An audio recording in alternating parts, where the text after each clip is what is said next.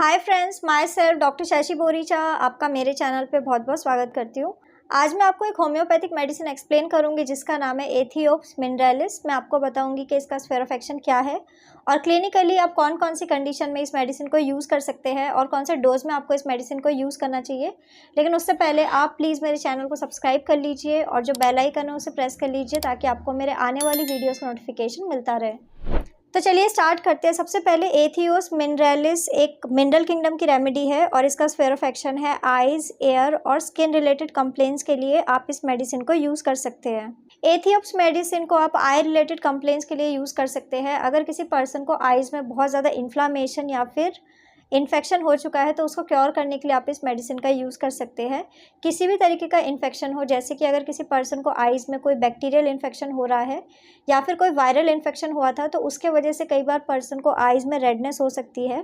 Person को watery eyes की complain होना, आइज़ में बर्निंग होना, कई बार इरिटेशन भी होने लग जाता है। तो इस टाइप के सिम्टम्स को क्योर करने के लिए आप इस मेडिसिन का यूज़ कर सकते हैं। एथियोप्स मेडिसिन एयर से रिलेटेड कंप्लेंट्स के लिए भी यूज़ की जाती है। अगर किसी पर्सन को एयर में बहुत ही सीवियर या फिर क्रॉनिक इन्फेक्शन हो चुका है जिसके वजह से पर्सन को एयर में से डिस्चार्ज होने लग जाता है, उनको पेन होने लग जाता है, कई बार उन्हें वर्टिगो की कंप्लेन भी हो सकती है। किसी भी तरीके का इन्फेक्शन हो, चाहे बैक्टीरियल हो या फिर कोई वायरल इन्फेक्शन हो, तो उसको क्योर करने के लिए आप इस मेडिसिन का यूज़ कर सकते हैं। अगर किसी पर्सन को नोज़ में कोई इन्फेक्शन हुआ था या फिर उन्हें थ्रोट में कोई इन्फेक्शन हुआ था तो कई बार ये इन्फेक्शन एयर तक भी पहुंच जाते हैं, तो उसको क्योर करने के लिए भी आप इस मेडिसिन का यूज़ कर सकते हैं।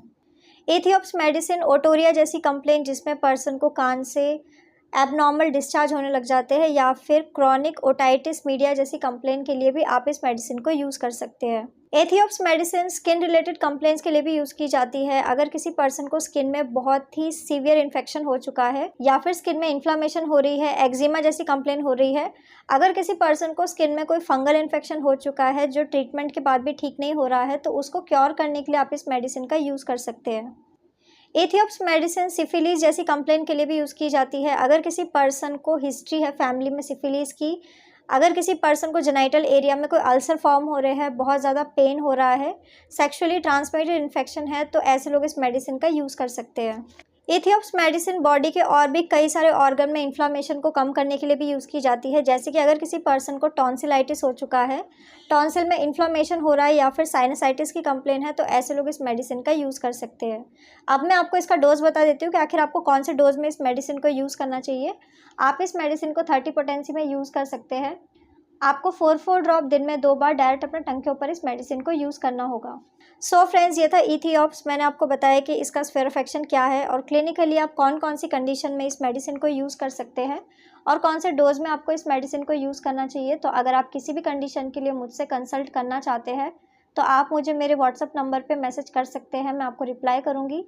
तो अगर आपको मेरा ये वीडियो यूज़फुल और इन्फॉर्मेटिव लगा हो तो आप प्लीज़ इसको लाइक कर दीजिए और साथ ही साथ आप मेरे चैनल को सब्सक्राइब कर लीजिए और जो बेल आइकन है उसे प्रेस कर लीजिए ताकि आपको मेरे आने वाली वीडियोस का नोटिफिकेशन मिलता रहे।